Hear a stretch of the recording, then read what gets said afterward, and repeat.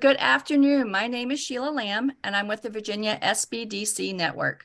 For those of you that are not familiar with our organization, the Virginia Small Business Development Center is a partnership program with the U.S. Small Business Administration, George Mason University, and local host institutions throughout Virginia. With 27 locations across the Commonwealth, we provide training and technical assistance to small businesses in their local communities. Our one-on-one advising services are available at no charge. Today's webinar, Intellectual Property Fundamentals, is presented by the Virginia SBDC Network in collaboration with the U.S. Patent and Trademark Office. Be sure to check out the next webinars in this series, Patent Basics on Tuesday, February 14th, and Trademark Basics on Tuesday, February 28th. We are recording today's presentation, and it will be posted on our website, virginiasbdc.org. Due to the large number of participants, everyone's microphone is muted, but if you have questions during the presentation, you can type those into the Q&A box. We have also enabled the live transcript function, which you can show or hide via your own meeting controls. And now it is my pleasure to introduce our presenter for today's session, Elizabeth Doherty. As the Eastern Regional Outreach Director for the U.S. Patent and Trademark Office, the USPTO, Elizabeth carries out the strategic direction of the Undersecretary of Commerce for Intellectual Property and Director of the USPTO, and is responsible for leading the USPTO's East Coast stakeholder engagement, focusing on the region and actively engaging with the community. She ensures the USPTO's initiatives and programs are tailored to the region's unique ecosystem of industries and stakeholders. Please join me in welcoming our presenter for today, Elizabeth Doherty. Thank you, Sheila, and welcome to our virtual audience today. As Sheila said, my name is Elizabeth Doherty, and I serve as the Eastern Regional Outreach Director for the U.S. Patent and Trademark Office. My team and I, and some of my team are on with me today, including Tamika Obashan, Angie Jackson, and Chris Prone, are here to assist stakeholders in the entirety of the East Coast. So the states of Maine to Florida, and including the District of Columbia and Puerto Rico. We love to empower, educate, inform, and demystify stakeholders as to the role and importance of intellectual property. Today's class, and we are very thankful to our collaborators, Sheila and all of the team at the Virginia Small Business Development Center. We are thankful for this opportunity. It is a new year, it is a new you, and I want to compliment and congratulate all of you for tuning in today. Now, whether you're at the start of your intellectual property journey, somewhere along the way, or even at the end of an adventure in invention, innovation, and entrepreneurship, I hope we have some great information for you today to share. Today's class is going to be kind of a survey class introducing you to the concepts of intellectual property. Who is the U.S. Patent and Trademark Office? What are the types of intellectual property? What do these types protect? How do they play together in an intellectual property portfolio? And then, very importantly, some of the resources available to you through the U.S. Patent and Trademark Office. So we are going to jump right in. Again, as Sheila indicated, you're welcome to put your questions in the Q&A feature. We'll try and answer those throughout the conversation as well as at the end of our time together. So let's get started. We've got lots to talk about. And again, I hope this is going to be some really valuable information to all of you, particularly those of you who are just starting to dip your toe into the world of intellectual property. Next slide, please. So as I said, we are going to talk about what is intellectual property. So many of you are familiar with the concept of real property. And what is real property? Well, real property, as distinguished from intellectual property, is that house, car, boat, those pieces of tangible property that you own. You own them, you lease them, you buy them, you sell them, you give them away. Intellectual property, similarly, is property that can be bought, sold, licensed, leased, given away, but it is property of the mind. It is creative property created by you, by others, by a team of individuals. And it is what is protected by patents, trademarks, copyrights, and trade secrets, the things that we're going to talk about today. So who is the U.S. Patent and Trademark Office? Well, we are one of your collaborators here today, along with the Virginia Small Business Development Center. We are a federal agency. We are part of the U.S. Department of Commerce, and in fact, perhaps one of the oldest government agencies. We began our work in 1790, and our work is in fact written into the US Constitution. The founding fathers of our country knew that it was going to be so significant to create a strong and industrialized nation that they put into the very language of the Constitution the rights for authors and inventors. That's in our intellectual property clause. Trademarks are also covered by the Commerce Clause. Our agency is over 13,000 persons. We are headquartered in Alexandria, Virginia, and have regional offices in Detroit, Denver, Dallas, and San Jose. With that said, we do have a large teleworking population with approximately 85% of our population teleworking from across the nation. We are certainly America's innovation agency, again, issuing US patents and federally registering US trademarks. Just to give you a quick snapshot of the US Patent and Trademark Office, because some of you, this may be your very first introduction to the office. As I said, we are nearly 13,000 persons. We are part of the US Department of Commerce, and the bulk of our agency is engaged in patent examination and the issuance of US patents. We received nearly 700,000 US patent applications over the last few years, this immediate past year included, and we issue nearly 400,000 patents each and every year. Trademarks have been going through the roof with nearly 1 million trademark applications being filed and nearly 500,000 registrations being issued. As I mentioned, our work is set forth in the US Constitution itself. And in fact, the individual who signed the first US patents was none other than President George Washington. The examination of patents started with 3 individuals: Thomas Jefferson, who at that time was the Secretary of State, Henry Knox, who was the Secretary of War, and Edmund Randolph, who was the Attorney General for the United States. Now, as I mentioned, today we have over 8,000 trained engineers and scientists who are doing the work of examining US patent applications because the growth of this work could no longer be just allocated to 3 senior government officials. But as I said, we are found in the US Constitution and began our work in 1790 with the passage of the first Patent Act. So what are the types of intellectual property and what is it we are going to be focusing on today? We're going to be talking about patents, trademarks, copyrights, and trade secrets. As our name suggests, the US Patent and Trademark Office, we issue US patents, we federally register US trademarks. Copyrights are handled by the US Copyright Office, which is a part of the Library of Congress, and trade secrets, they're generally covered by contract law and by the Uniform Trade Secrets Act. Now, these various forms of intellectual property protect very different things, but with that said, they often can play together in one business endeavor. So you, in many instances, may be creating what we call an intellectual property portfolio that may contain one or multiple forms of intellectual property. Patents protect what we think of inventions, ideas which are products which can be commercialized. Trademarks are the identifier of goods and services.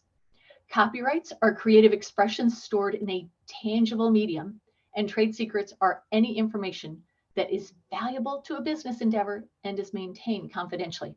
Now we're going to get ready to do a deeper dive on each and every one of these. Before we do so though, let me just show you a simple example of an intellectual property portfolio. As many of us have a cellular communication device, there's many different types. Each cellular communication device probably is represented by an extensive IP portfolio. In this particular teaching example, you can see that we have portrayed an Apple iPhone. What kind of intellectual property is inherent and encompassed in the work of an Apple iPhone? Well, certainly there's trademarks. Trademarks protecting the name itself, the name and logo, Apple. The name of the phone itself, iPhone, again, protected by a federally registered trademark. Trademarks being the indicator of the source of goods and services. Patents, there are hundreds, if not thousands, inherent within a single iPhone. The data processing methods, semiconductor circuits, chemical compounds, battery control, antennas, glass displays, just name a few. Copyrights protect the software code that is operating on that iPhone, perhaps the instruction manual that comes with it, maybe even the ringtone. Trade secrets, of course, we'll never know because they are kept secret. Now, design patents, which we're going to talk about today, can also protect the ornamental appearance of the article of manufacture. Design patents protecting the form and overall appearance of the phone, perhaps the arrangement of the camera lenses, the placement of buttons and switches. This is a great example because it is full of intellectual property. So you know what? We are going to march through these various forms of intellectual property, and we're going to start with trade secrets. As I mentioned, trade secrets are generally protected by contract law between an employer and an employee, and are also covered by the Uniform Trade Secrets Act issued by Congress. Here's two great examples of popular trade secrets, one of which is the recipe for KFC chicken. What makes that chicken so good? We don't know, because they've been able to maintain it as a secret. Google, another great example. What is the Google search algorithm such that you can put in a few keywords or phrases and have results that are applicable to your search pop out? Well, we know that Google has kept that search algorithm a trade secret. So we don't know what that algorithm is, but it's something that certainly brings benefit to the company, and they have ensured its secrecy. So why use a trade secret? Well, first and foremost, I'll tell you a very important reason. Trade secrets are incredibly valuable because they can last forever. Unlike the other forms of intellectual property that we're going to talk about today, trade secrets can last forever if they provide commercially valuable proprietary information to a business, which provides a competitive example, and are kept secret. So for example, the recipe for Coca-Cola, the recipe for KFC chicken, or the Google search algorithm. As long as these pieces of information, this trade secret information, is valuable and proprietary to the company and maintained as a trade secret, it can last forever. So trade secret basics, what's important to remember is they protect commercially valuable proprietary information. And there's a wide variety of things that can constitute a trade secret. For example, formulas, a recipe, as we've just said, business information, perhaps even a customer list, information that gives a competitive advantage. They are generally not known and must be subject to reasonable efforts to preserve confidentiality. So what type of efforts would be reasonable? Well, perhaps that information is stored in a vault. If one visits the Coca-Cola headquarters, you can actually see the vault where that recipe is stored. Perhaps it's stored in a locked file cabinet, a locked desk drawer. There is limited access to the information. In some instances, particularly in using the example of a recipe, some companies do not allow any one employee to have the entirety of the recipe. They break up the known ingredients of the recipe across employees. So not one employee has the entirety of the recipe. So there must be reasonable efforts to preserve that confidentiality. So what are the common ways to lose a trade secret? Well, reverse engineering is one that we see most commonly. This is where an independent source is able to determine through their own efforts what the recipe is, what the search algorithm is. And that happens. And that is the concern about using a trade secret, is that others could independently, either through research or simply stumbling good luck, they could decipher what your trade secret information is. So again, trade secrets can be incredibly valuable because of their potential duration, but it's also potentially an opportunity for your information to become publicly available through a number of sources, such as reverse engineering, independent development. Let's move on to copyrights. As I said in the introduction of today's presentation, copyrights are administered by the U.S. Copyright Office, which is a part of the Library of Congress. Now, with that said, the U.S. Patent and Trademark Office has a strong role to play in copyright policy.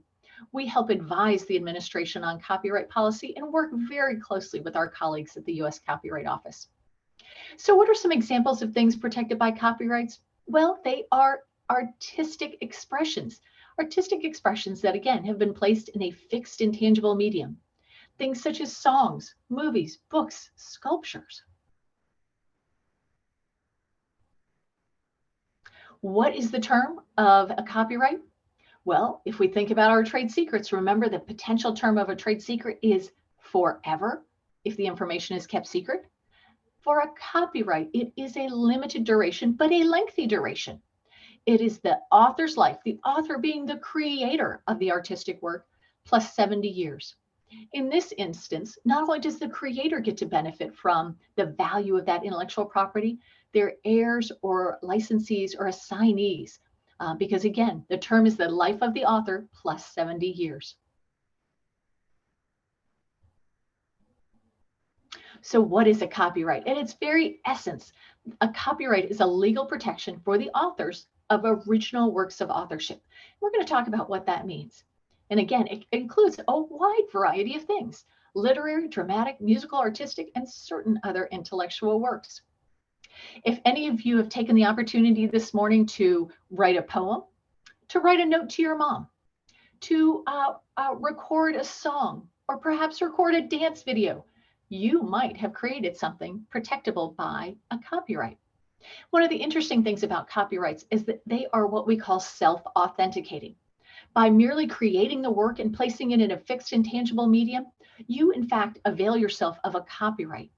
However, if you want to take advantage of a number of the protections offered by having a registered copyright, which we're going to talk about today, you may want to go ahead and register your artistic work with the U.S. Copyright Office. So what works are protected? They must be an original work of authorship, meaning that the work is independently created by the author. And it must have a certain level of originality. So when I asked if any of you have written a poem, a story, or recorded a dance video today, notice I didn't ask if you wrote a grocery list. Because does a grocery list have the required level of originality, the modicum of creativity to qualify as something protected by a copyright? You know, probably not. But now if your grocery list also included some artistic doodling, it might. So an interesting way to look at copyrights. What is that required level of originality and that modicum of creativity? So again, to portray some of the works that are protected by copyrights, they're literary works, musical works, sound recordings, dramatic works, choreographic works, pictorial, graphic, and sculptural works, motion pictures, and architectural works. Really amazing stuff. It also includes works from pre-existing works, compilations, or derivative works.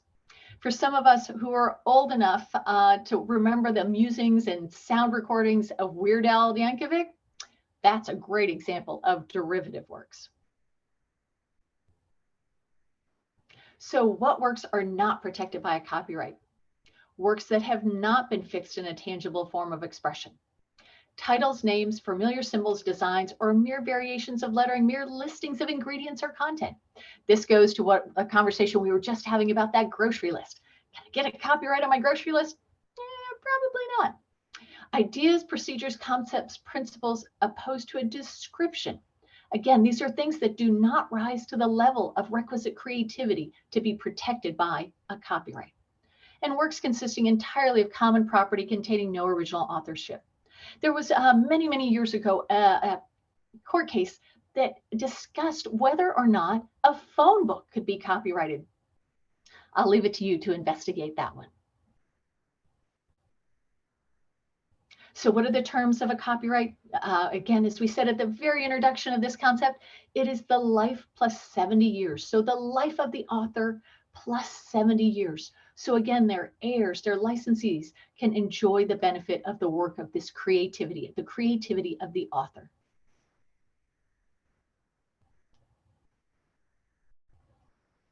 So what are the exclusive rights to a copyright owner?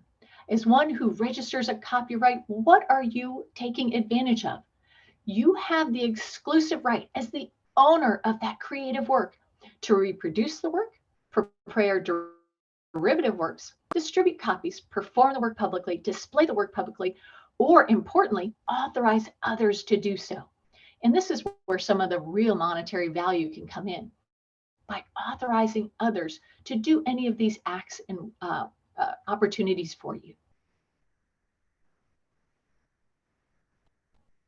So why register? Remember, as I said, copyrights are self-authenticating. By placing in a fixed and tangible medium that work of creativity, You have a copyright, but why register it? Why take the step of registration with the U.S. Copyright Office? Well, here's why. Registration puts others on notice of the copyright claim. It lets others know that you are the copyright owner, you are the author, you are the creative talent behind this work. Registration is required to file suit in federal court if somebody is infringing upon your creative work. Registration is a prima facie evidence of validity of the copyright and facts and certificate.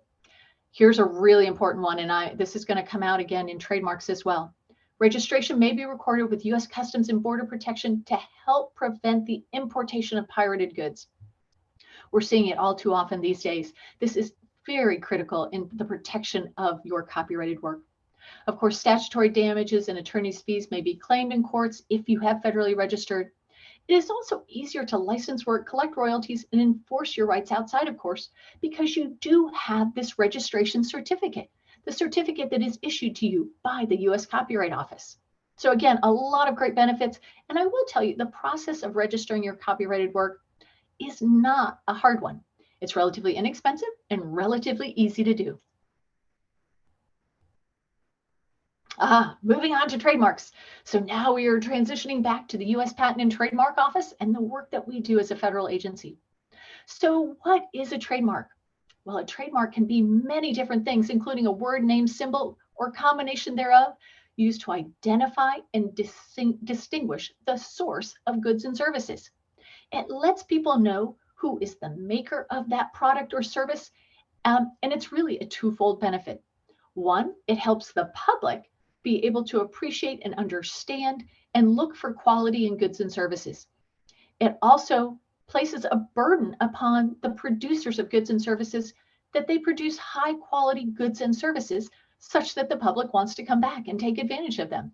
This slide provides you with several different examples of trademarks that I'm sure many of you have seen perhaps today, or certainly at some point in time in your shopping endeavors or in your everyday life. As you can see, there is several different indicators of trademarks. The TM is the indicator of a trademark that is not federally registered. So either what we would refer to as a common law trademark or perhaps even a state recognized trademark. One may only use the circle with the R if you have received a federally registered trademark from the U.S. Patent and Trademark Office. SM, like TM, is for a service mark that again is a common law service mark or perhaps a state issued service mark. So back to the essence of what is a trademark. It's any word, slogan, symbol, design, or combination thereof that identifies the source of goods and services and distinguishes them from those of another party. They say anecdotally that we each experience about 1,500 trademarks a day. Now, I don't know, I can't say with any certainty if that is accurate. I feel like it might depend on what you're doing in any given day. If you're going grocery shopping, I think you experience more than 1,500 trademarks. But there's certainly all around us in all of the things that we see, purchase, and take advantage of. So what do trademarks offer? They offer brand recognition. Again, trademarks serve to distinguish goods or services from the competitors in the marketplace. Think about the average cereal aisle of the grocery store. How do you know Frosted Flakes versus other cereal flakes versus Raisin Bran or other products found within that aisle? They provide public notice of ownership and the exclusive right to use, the right to enforce nationally and bring legal action in federal courts. Again, you may only use that circle with the R if you have a federally issued registration of your trademark, and that comes from the U.S. Patent and Trademark Office. They can serve as the basis for foreign filing, and you do receive publication in the U.S. Patent and Trademark Office trademark database by federally registering your mark. Here's some other examples using a significant brand owner.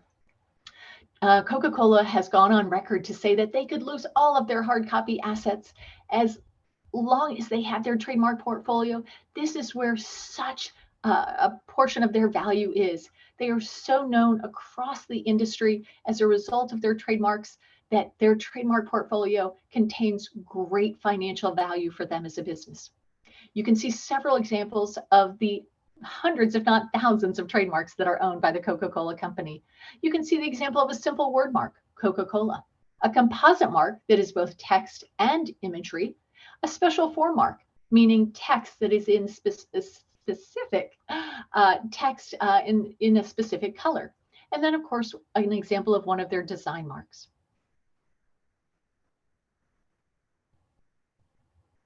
In addition to words, slogans, symbols, or designs, there are also what we call non-traditional trademarks. They can be things like scent, or a sound, or a color. And here's several examples in this slide presented to you at this time. Looking, for example, at the Hershey Kiss. That is a shape trademark. We also have a shape trademark in the Coca-Cola bottle. So if we were to go back to our example of Coca-Cola, the shape of the Coca-Cola bottle is a trademark, just like the Hershey Kiss. Also seen in this slide is that robin's egg blue box. I know for many of us, if we were to receive something in a robin's egg blue box, we would know we were getting something super special because that color has been registered by none other than Tiffany Jewelry Company.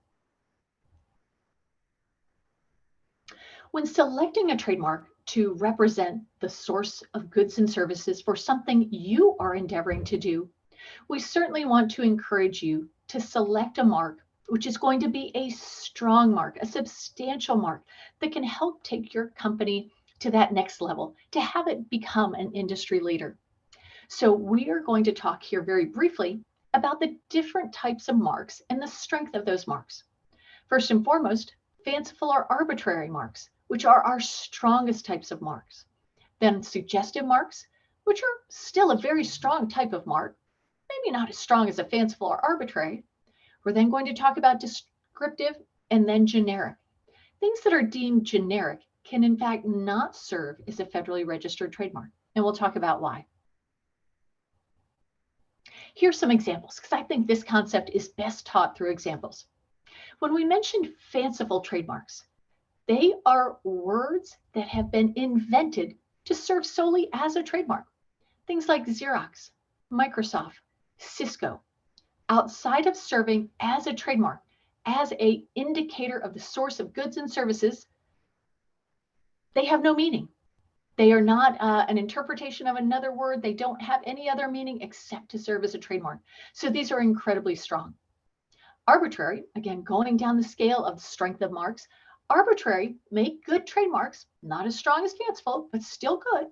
They are actual words, but words which don't convey any association with the goods and services. Apple, remember our example of the iPhone, the Apple iPhone?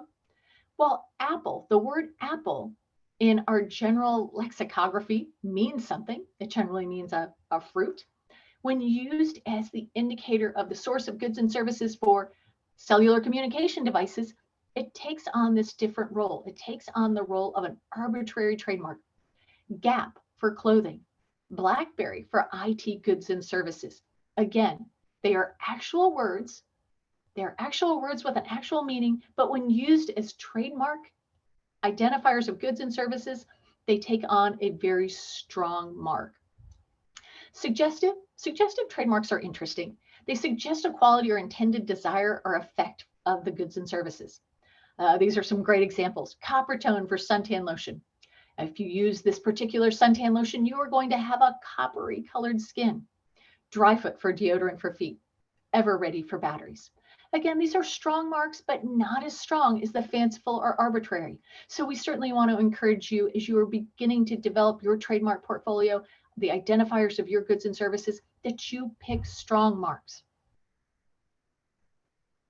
Examples of weak marks: descriptive, words or designs that describe the goods or services.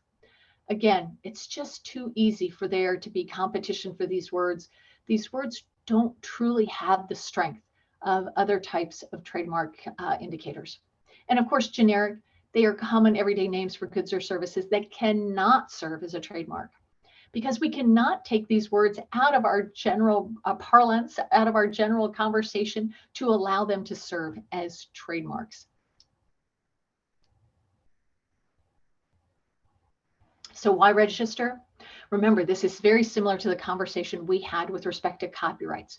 Why take that extra step of going to the US Copyright Office and registering your copyrighted work of creative expression. Again, I mentioned that there are common law trademarks. By simply using a mark in commerce, you have a common law trademark. But why register it with the federal government? Well, here's why. Again, similar to copyrights. It provides you with nationwide protection. It provides a constructive notice of right to use. The USPTO is the agency who is reviewing trademark registration applications. We will refuse later filed applications that are confusingly similar. And let me tell you that that's how our trademark examining attorneys conduct their work. I'll give you an example of how marks are evaluated. Think about Delta Faucets and Delta Airlines. You might say to yourself, aren't those the same word? They're spelled the same, they sound the same. Well, however, when a trademark examining attorney is reviewing a trademark application, they are going to look at both the mark itself, how it looks, how it sounds, how it's spelled, but they're also going to look at the goods and services that it portrays, that it is serving as the source identifier for. In the case of Delta Airlines and Delta Faucets, two very different lines of commerce, ones that would not create a level of confusion for the average consumer. So we are able to allow both of those companies to use the trademark Delta for their different goods and services. Again, by registering federally with the U.S. Patent and Trademark Office, you have the opportunity to use the circle with the R. It is also used in working with U.S. Customs and Border Control to prevent counterfeit goods from coming into the nation by providing your federal registration to Homeland Security, Customs Border Protection. They are going to help you be on the lookout to make sure that others are not using your intellectual property without your permission. Can be used as the basis for obtaining registration in a foreign country, statutory damages and attorney's fees available in federal litigation. So again, it mirrors much of that conversation we had with respect to copyrights. All right, now we're going to bring it all home in talking about patents. So remember, we started in talking with trade secrets. We then moved on to copyrights. We then just covered trademarks, and now we're bringing it home with patents. These are 4 different types of intellectual property protection, which again, may all play together in one endeavor by creating an intellectual property portfolio. But let's talk about patents. So what is a patent? Well, a patent is a right issued by the U.S. federal government, by the U.S. Patent and Trademark Office, and it is the right to exclude others from making, using, selling, offering for sale, or importing the claimed invention, your invention, without your permission. Patents exist for a limited period of time. If you remember when we talked about trade secrets, their term, their duration can potentially be forever. Copyrights, the duration, the term is the life of the author, life of the creator plus 70 years. Trademarks, I forgot to mention trademarks. So trademarks, interestingly, are potentially available forever if continually used in commerce and you renew them with the U.S. Patent and Trademark Office on a 10-year basis. So what is the term of a patent? Well, it depends. It depends on the type of patent. If it is a U.S. utility patent or a plant patent, they are good for 20 years from the earliest date of filing. For design patents, and we're going to just talk about all of these to distinguish them from one another. For design patents, the term is 15 years from the date of issuance of the design patent. Just like all other forms of intellectual property, patents are territorial and only provide you protection in the country which issues you that right. So U.S. patents protect you within the U.S. So within the U.S., as a U.S. patent holder, you have the right to exclude others from making, using, selling, offering for sale, or importing your invention without your permission. So types of patents. I told you we would distinguish them from one another. Utility patents protect generally what we think of as inventions, whether it's a mousetrap, a toothbrush, a new cellular communication device. Protected by a utility patent, they protect processes, machines, articles of manufacture, and compositions of matter. Design patents, remember going back to our example of the Apple iPhone, they protect the ornamental appearance of an article of manufacture. How does that device look? Oftentimes, the utility and design will play together to protect a single article of manufacture. Plants interestingly enough, protect newly invented strains of asexually reproducing flowering plants, trees, or other hybrid plants. Think about rose bushes. Many of those are protected by a plant patent. Poinsettias, fruit trees. Many of the products that we're purchasing at the local nursery or wherever you're purchasing your plants, many of them protected by a plant patent. So as you begin to think about whether you have something protectable by a patent, one of the first levels of inquiry is your idea eligible for protection? And simply stated, the question here is your invention something that is patentable? Is it eligible for patent? Meaning, is it a process, machine, composition of matter, or manufacture? These are the categories of patentable subject matter. Now, there are certain things that fall outside of what is patentable, and we're going to talk about that here in just a second. So in addition to asking yourself or working with an IP professional, a patent attorney or patent agent to determine is your idea eligible for a patent, you must also, in order to receive a US patent, have a novel invention, meaning an invention that is new and not previously known through prior art.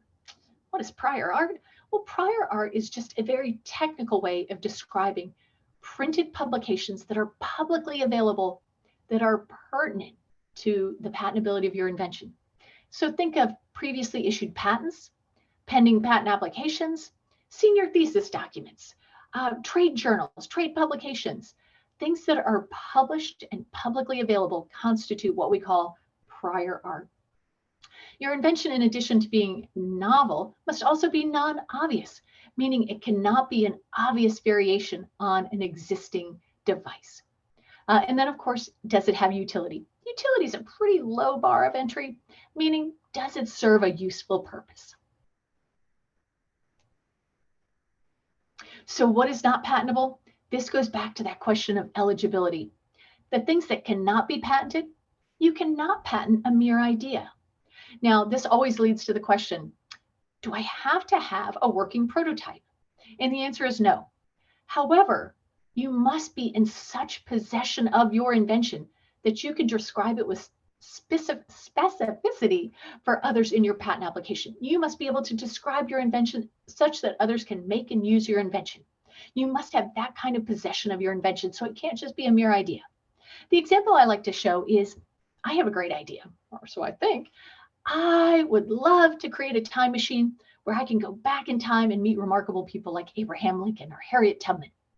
Now, do I have an invention or do I have a mere idea? I got to tell you, it's just an idea because I cannot describe with such specificity for others to make and use my time machine. I can't file an application for my time machine, sadly. You also cannot patent natural phenomenon or abstract ideas. So what is the path to a patent? Well, obviously it starts with a new idea and it may progress to a provisional patent application. Now, provisional patent applications are not required. It is one step in the process if you choose to take advantage of it. Provisional patent application is a one-year placeholder with a lower bar of entry, a low cost of entry for you to get something on file with the office. In using a provisional patent application, you can use the term patent pending to let people know that this is something you are seeking protection of. The non-provisional patent application is what is examined by one of our over 8,000 trained engineers and scientists who are US patent examiners and is what can result in a US patent.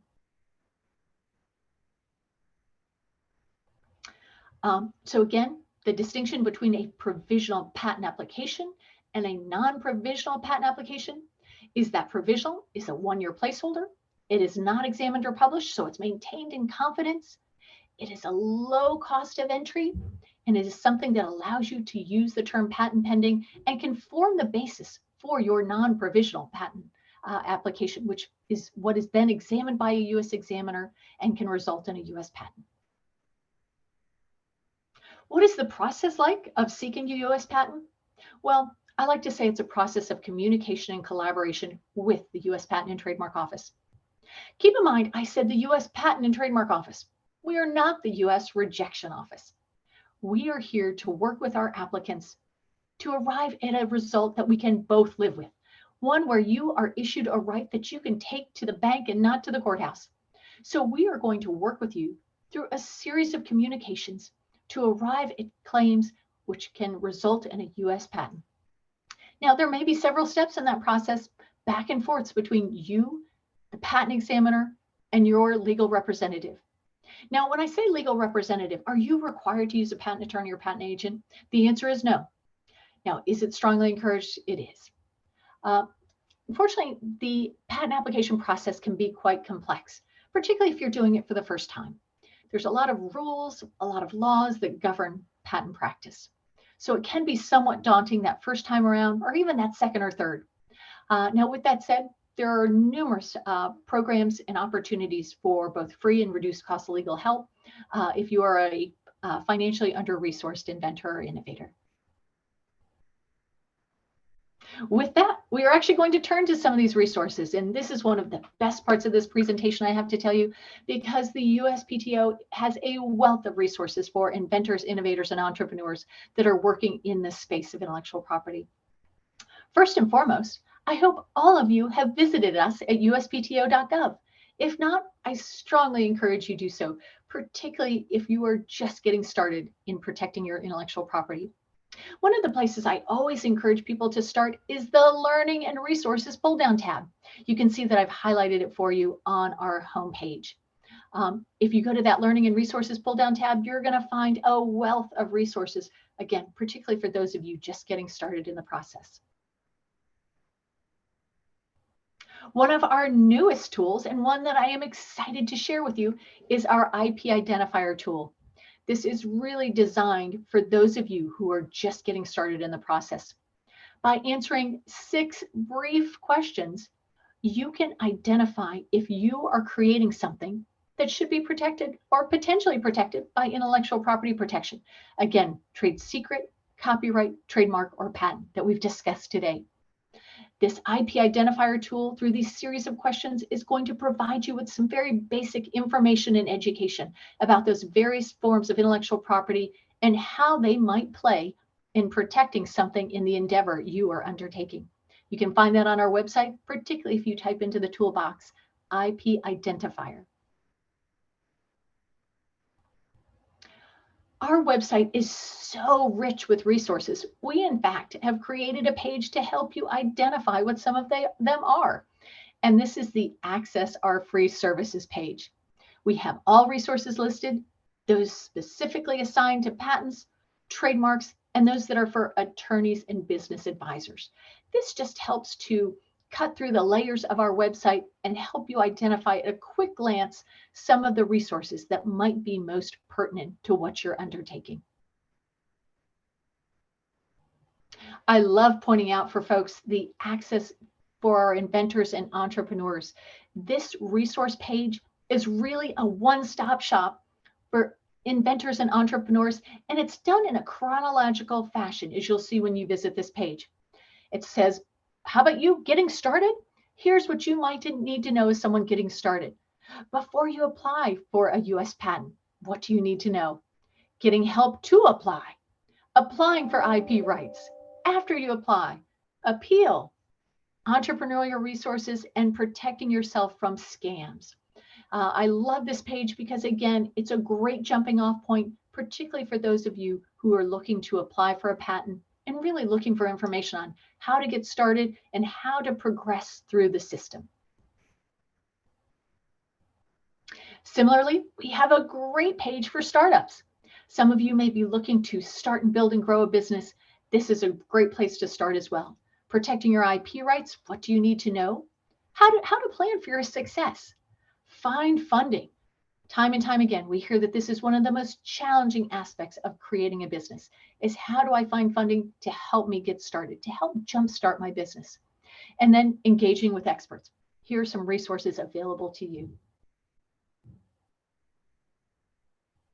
One of the favorite tools we have at the U.S. Patent and Trademark Office is 2 resource centers, the Inventors Assistance Center and the Trademark Assistance Center.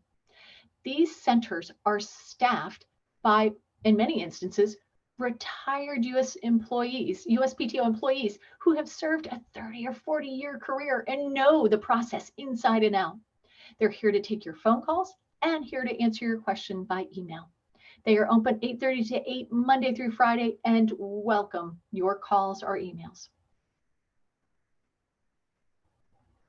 Staying connected with the USPTO, we have a number of subscriptions you can sign up for.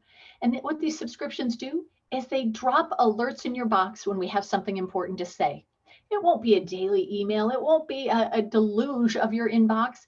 These are only sent out based upon the subscription you sign up for. What would you like to know the most about? And they are only sent out when we have something important or relevant to say on that specific topic, whether it's patents, trademarks, regarding any of the Patent Trial and Appeal Board. There's 12 of these that you can sign up for. And again, we will not sell your email and we will not spam you. Oh my goodness, attending free events. Just like the event we are doing today with our fantastic collaborators at the Virginia Small Business Development Center, the USPTO offers free webinars Monday through Friday, multiple events a day. I can't strongly enough encourage you to visit our USPTO events page to see the wealth of information that's being provided there. Whether it's about patents, trademarks, copyrights, we have information for teachers, for parents, for K through 12 audiences.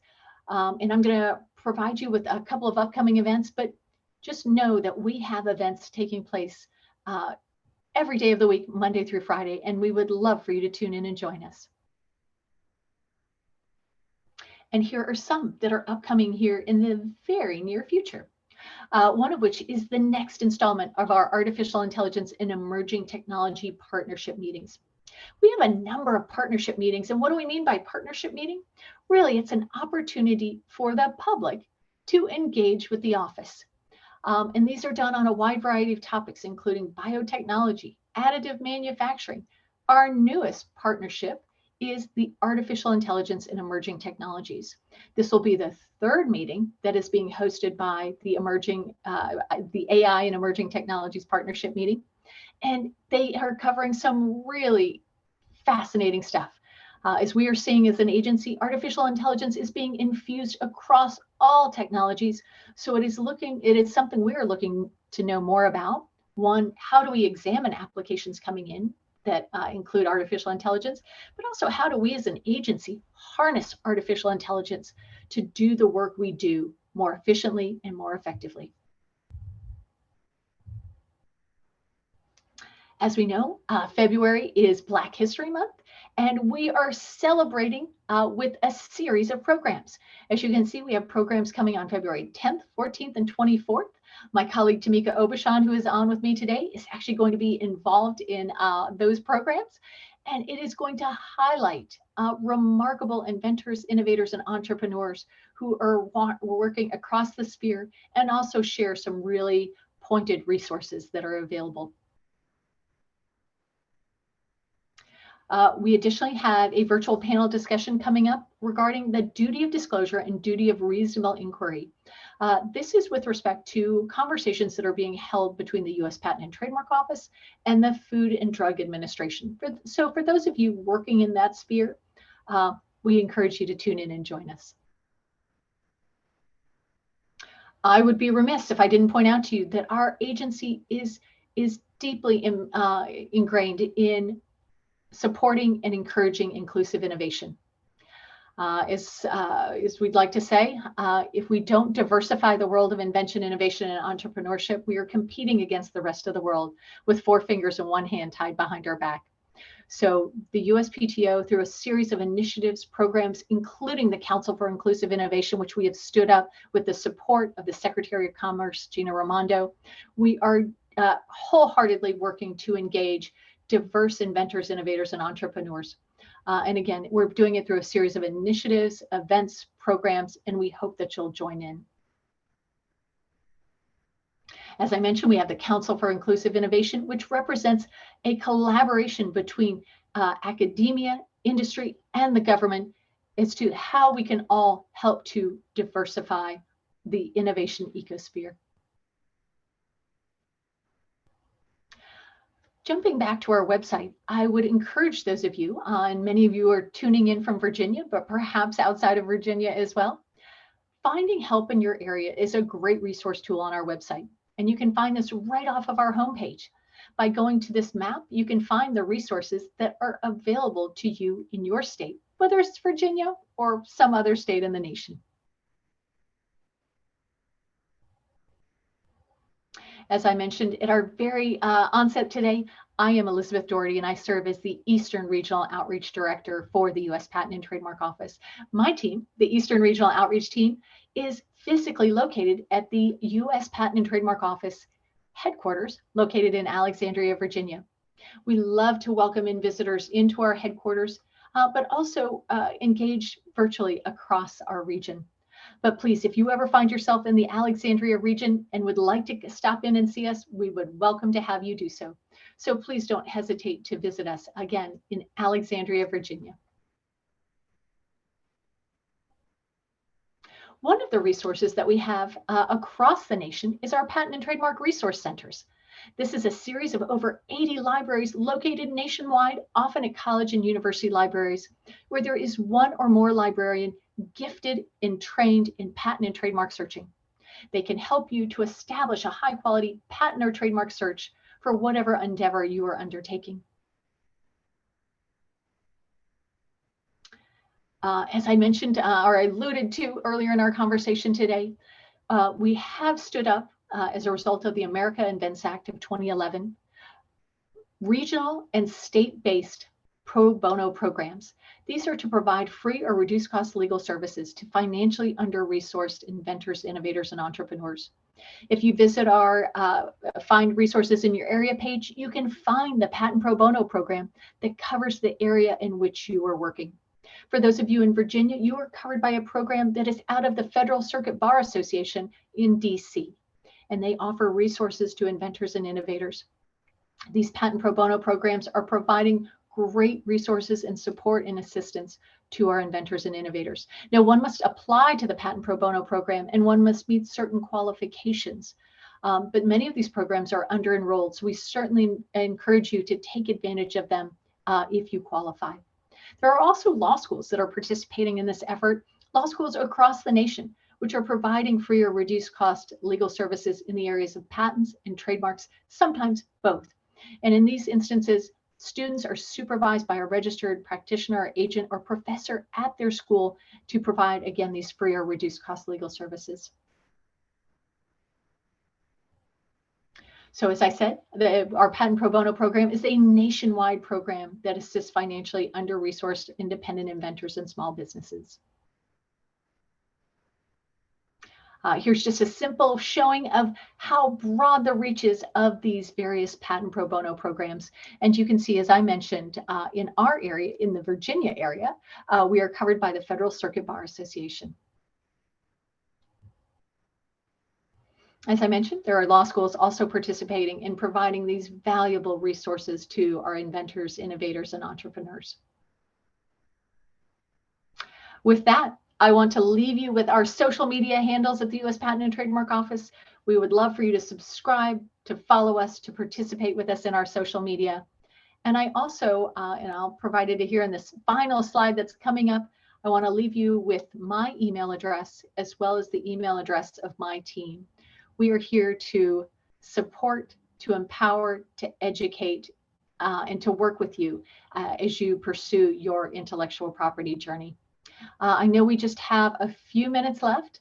I'm going to transition back to our host and see if there are any questions that are available to be answered, although I am sure my colleagues have been rapidly providing information in the Q&A. So, but I turn it back over to our host, and thank you for tuning in today. It was a pleasure having you on with us. Elizabeth, thank you. That was so interesting and so informative. I think everyone would agree with me. And I think most of the questions have been answered. Okay, someone is asking if you can show the emails again. And I'm thinking maybe too in my follow-up email that there are some links I could share that I'll get from you all to share in our follow-up email too. Certainly. Thanks. So if there are any other, oh, great. I think, let's see. I'm going to see everyone. Hopefully that was shared with everyone, or Angie, if you could drop that in again to the chat. But I'll get some links and some of these emails and I'll share them in our follow-up email that goes out. Certainly. Make sure everyone has the information they need. And I will mention for anyone who has a very specific question or perhaps would like a conversation because they're fearful of sharing confidential information with respect to their endeavor, my team and I welcome the opportunity to meet with you either virtually or in person. So I do want to extend that invitation to anyone who would like to continue the conversation. Great. All right, I don't see any other questions popping up. Anyone has anything, go ahead and drop it in now, and we're just about the hour mark, so we'll be finishing up here. Oh, we have something. Thank you so much. A wonderful presentation. Really appreciate it. Another thank you. Yeah, Elizabeth, I agree. This was a wealth of information. I mean, Well, I'm glad. See. I know, you know, it's interesting. Oftentimes when talking, particularly with people who are new to intellectual property, all too often we hear that intellectual property protection is a rainy day project. It's something they're going to do when they have more time, more money, and a better appreciation, because there's a certain level of complexity and a certain mystique to intellectual property. It sounds complicated. It sounds expensive. There's a lot of horror stories out there. So we really welcome this opportunity to talk through intellectual property and to provide the resources that are available and to provide some, again, education, information, and demystify the process. We want people to be empowered to protect their intellectual property, not to be frightened. Yeah. Great. Okay, well, I don't see anything else dropping in, so I think I will go ahead and close us out. And again, I want to thank everyone. Thank you everyone for attending today's session. You will receive an email, which I was mentioning earlier. It will have a link to the recording and the slides. If you would like to sign up for upcoming webinars or access recorded webinars, please visit virginiasbdc.org/training. These resources are designed to be used in collaboration with your local SBDC advisors. You can sign up for a free and confidential session by emailing help@virginiasbdc.org or via our website. And we hope to see you at our next session. Thank you, everyone. Thank you. Bye-bye.